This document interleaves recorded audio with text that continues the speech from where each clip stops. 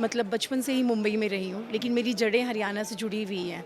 तो यही रीज़न है कि मैं हरियाणा पे काम करना चाहती हूँ, क्योंकि मेरे फादर हरियाणा से हैं और वो मुंबई में अपना उनका बिजनेस था टेक्सटाइल का। जड़ों से जुड़ा रहना ही जुड़ाव होता है, भले आप मुंबई में रहें या विदेश में रहें। तो बचपन से ही रहा है, क्योंकि मेरे फादर भी एक सामाजिक कार्यकर्ता रहे हैं स्टार्टिंग से। वो मुंबई में रहने के बाद भी उन्होंने हरियाणा के लिए बहुत कुछ किया है। तो एक होता है ना कि आपके पारिवारिक गुण आपके अंदर आ जाते हैं, कि एक नेता का बेटा भी नेता ही बन जाता है। तो बस ये समझ लीजिए कि उसी वजह से मेरे अंदर भी वो रुझान आ गया कि जैसे पापा समाज सेवक रहे हैं, तो बचपन से मैं भी महिलाओं के ऊपर गर्ल्स एजुकेशन पे मैंने काफ़ी कुछ काम किया है। तो उसी से बस मेरा मन किया। तो हमारे जो पुराने प्रदेश अध्यक्ष ओम प्रकाश धनखड़ जी थे, तो उन्हीं के यहाँ से मुझे कॉल आया कि आप हरियाणा की बेटी हैं, क्योंकि एक आध मैंने कुछ गवर्नमेंट फंक्शंस में बीजेपी की काफ़ी लोगों से मिलना जुलना हुआ था। तो मुझे काफ़ी अच्छा लगा कि अगर मेरे हरियाणा के लोग मुझे आमंत्रित कर रहे हैं, तो ये मेरे लिए सबसे खुशी का मौका है कि मैं हरियाणा के लिए कुछ कर पाऊँ। तो राजनीति में मैं कह सकता हूं कि जब आप आने का मन बना बैठी थी, तो ओम प्रकाश धनखड़ साहब के ज़रिए आपने पार्टी को चुना। बीजेपी से आपका खास कोई जुड़ाव, उसकी कोई वजह है कि हाँ, क्योंकि राजनीति में आना था, बहुत सारे विकल्प थे। कांग्रेस, बीजेपी ये तो पुरानी पार्टियां हैं, लेकिन हरियाणा में भी देखिए नई पार्टी है, जेजेपी है, इनेलो पुरानी पार्टी है, आम आदमी पार्टी है, बहुत सक्रिय तमाम जगहों पर है। बीजेपी से जुड़ने के पीछे क्या मकसद? बीजेपी से जुड़ने का रीज़न ये था कि बचपन से ही बीजेपी से रुझान रहा है, क्योंकि मेरे एक अंकल थे, वो आरएसएस संगठन परिवार से बिलोंग करते थे। अब तो वो नहीं रहे इस दुनिया में, तो मैं उनके काफ़ी क्लोज़ रही हूँ। और जब मोदी साहब जब प्रभारी थे हरियाणा में, तो मेरे अंकल जी उस टाइम से उनके साथ में जुड़े हुए थे। तो बचपन से ही मैं उन चीज़ों को देख रही थी, आरएसएस परिवार से जुड़ी हुई थी कि आरएसएस परिवार, हमारा संगठन परिवार क्या कर रहा है। हरियाणा जो पहले हमारी कांग्रेस पार्टी के दौरान हमारा हरियाणा था और अभी मोदी जी की सरकार के दौरान हमारा हरियाणा है, उसमें ज़मीन आसमान का अंतर है। तो ये चीज़ें मैं बचपन से देख रही हूँ। मोदी जी से प्रभावित हमें। हाँ जी, मतलब मेन स्पेशली मैं मोदी जी से प्रभावित हूँ, क्योंकि आज हमारा जितना भी इम्प्रूवमेंट हरियाणा में हुआ है, वो मोदी जी की वजह से ही हुआ है। आज मतलब सारे जितने भी डिपार्टमेंट, जितने भी सेक्टर हैं हमारे, चाहे वो एजुकेशन हो, मतलब जितनी भी फील्ड्स हैं, वो टोटली मोदी जी की वजह से इम्प्रूवमेंट हुआ है। फीमेल्स को जो भी प्रॉब्लम्स थी, एजुकेशन में इम्प्रूवमेंट हुआ है। महिलाओं पे पहले इतने अत्याचार होते थे, वो हरियाणा में वो सब चीज़ें कम हो गई हैं और महिलाओं को एक आगे बढ़ने का मौका मिला है, जो पहले महिलाओं को आगे बढ़ने का मौका नहीं मिलता था। क्योंकि हरियाणा एक ऐसा क्षेत्र है, वहाँ पे महिलाओं को बाहर घर से निकलने नहीं दिया जाता था, एजुकेशन करने नहीं दिया जाता था। आज वो उन सब चीज़ों में आज आदमियों से ज़्यादा महिलाएँ आगे हैं। बिल्कुल सही कहा आपने। और जब हरियाणा का जिक्र आता है तो वो दौर भी याद आता है कि जब बेटियां कोख में मार दी जाती थीं। बेटी बचाओ बेटी पढ़ाओ की योजना की शुरुआत भी यहीं से होती है और काफ़ी कुछ बदला है मोदी जी के नेतृत्व में और प्रदेश में मनोहर लाल जी के नेतृत्व में।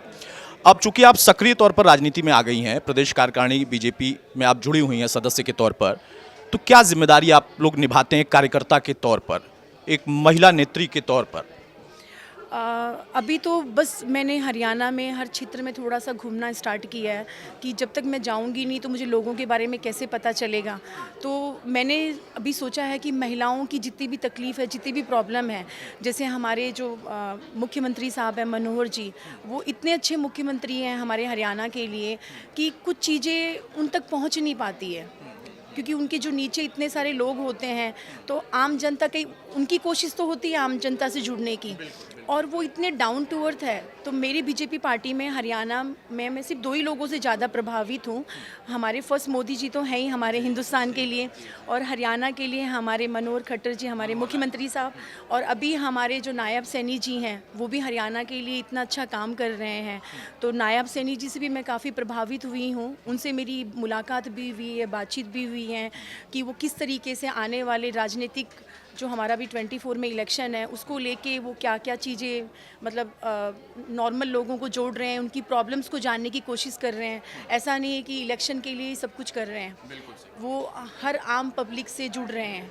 मतलब एक प्रदेश अध्यक्ष होना बहुत बड़ी बात होता है, जो नॉर्मली लोग नहीं जुड़ते हैं, लेकिन नायब सैनी जी पब्लिकली लोगों से मिल रहे हैं पर्सनली, और he is very down to earth person. महिलाओं को अगर हम देखें तो कहा जाता था कि नहीं, जो महिलाएं हैं उनका सक्रिय राजनीति में आने के बाद भी बहुत जल्दी आगे कद नहीं बढ़ता है और जिम्मेदारी नहीं मिलती है। पिछले कई सालों में ये सब चीज़ें बदली हैं। देश के अलग अलग हिस्सों में हमने देखा और अलग अलग क्षेत्र में हमने देखा कि बेटियां हमारी कहाँ तक पहुंच गई, फाइटर जेट भी उड़ा रही हैं। तो ये जो बदलाव है उसमें आप लोगों की भूमिका बहुत अहम हो जाती है।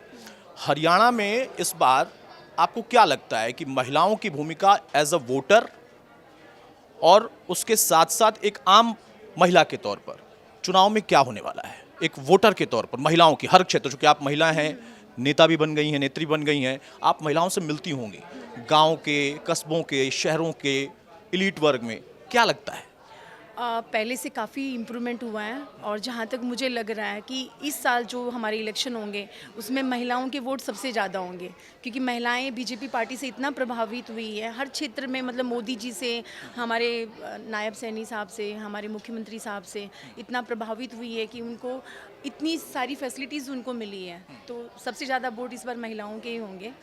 राम मंदिर का मुद्दा बड़ा अहम हो गया और राम मंदिर से ख़ास तौर से गांव में हम लोग पत्रकार के तौर पर जब घूमते फिरते हैं, जानकारी इकट्ठा करते हैं, तो पता चला कि गांव का माहौल, शहरों में तो था ही था, गांव का माहौल राममय था एकदम। और ख़ास तौर से जो गांव में महिलाएं हैं उनका एक अलग जुड़ाव हो गया कि मोदी जी ने हमारे प्रभु श्री राम को वो जगह दिला दी जिसके लिए लंबे समय तक हम लड़ रहे थे। ये आपको लगता है बड़ा मुद्दा बनेगा इस बार? हाँ जी, बनेगा, बड़ा मुद्दा बनेगा। देखो, जो हमारे राम लला जी आए हैं तो वो भी हमें लगता है कि वो भी हमारे मोदी जी की वजह से ही आए हैं, नहीं तो हम सदियों से वेट कर रहे थे, हर कोई वेट कर रहा था, वो चीज़ें हो नहीं पा रही थी, लेकिन आज वो उनकी वजह से ही हुआ है। राम मंदिर के बाद में भी कल्की धाम का भी उद्घाटन हुआ है यूपी में, तो वो भी मोदी जी की वजह से ही हुआ है। तो ये हम हिंदुस्तानियों के लिए एक प्राउड की बात है, मतलब ये मेरे लिए नहीं, हमारे लिए, हर हिंदुस्तानी के लिए प्राउड की बात है कि मोदी जी ने हिंदुत्व पे काम किया है और जो स्थान था भगवान जी का, उस स्थान पे उनको मतलब काफ़ी ला दिए, तो उसके लिए तो आम पब्लिक, करोड़ों दिलों की काम। हाँ जी, हाँ। अच्छा, राजनीतिक जगत में तो अब आपका सफ़र शुरू हुआ है और आपको बहुत शुभकामना कि आपका कद बढ़े, राजनीति में आप और ऊंचे पायदान पर पहुंचे। फिल्म जगत में इसको लेकर क्या चर्चा होती है आज के दौर की राजनीति? क्योंकि आज ही अभी देखिए खबर आ रही थी कि शायद अक्षय कुमार को भी टिकट दिया जाए, चांदनी चौक से नाम चल रहा है, खिलाड़ियों को भी, युवराज सिंह का भी नाम चल रहा है, मिलेगा नहीं मिलेगा अलग विषय है। फिल्म जगत में इसको लेकर क्या चर्चा होती है बॉलीवुड? बॉलीवुड में भी कई बार हमारी बहसबाजी भी हो जाती है। जैसे हमारे कुछ फ्रेंड्स हैं जो कांग्रेस को पसंद करते हैं, जो हमारे फिल्मी लोग होते हैं, लेकिन लड़ाई होती है। जब राजस्थान की कैंपेनिंग मैं कर रही थी, उसके पहले मैंने एक वीडियो भी हमने बनाया था, जस्ट हमारा किसी ने एक वीडियो बना लिया था, हमारे एक डायरेक्टर साहब थे, तो वो कांग्रेसी हैं और मैं बीजेपी हूँ, तो हमारे कुछ बीजेपी के गुट और कुछ कांग्रेसी आपस में बहसबाजी हो गई कि नहीं राजस्थान में कांग्रेस आएगी। और मतलब उस टाइम पे मैंने लिटरली 110% बोल दिया था कि राजस्थान में बीजेपी आएगी। जस्ट मैंने वो वीडियो डाला नहीं था कहीं पर, मतलब युद्ध छिड़ गया था।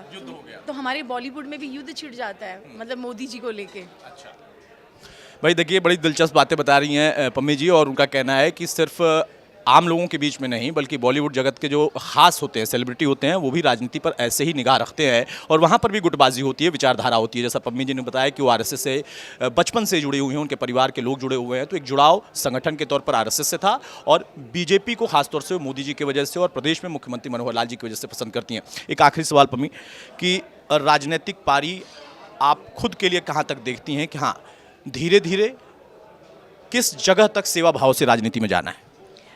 वो तो देखिए कि कहाँ मुझे क्या मिलता है। फ़िलहाल तो मैं एक एज ए सोशल वर्कर ही जुड़ी हूँ। मेन मकसद है मेरा गर्ल्स और फीमेल्स पे काम करना, मतलब बाकी भगवान की मर्जी कि मैं कब राजनीति में कहाँ पहुँचती हूँ। तो हरियाणा में आप महिलाओं के लिए, बच्चों के लिए कुछ कर रही हैं?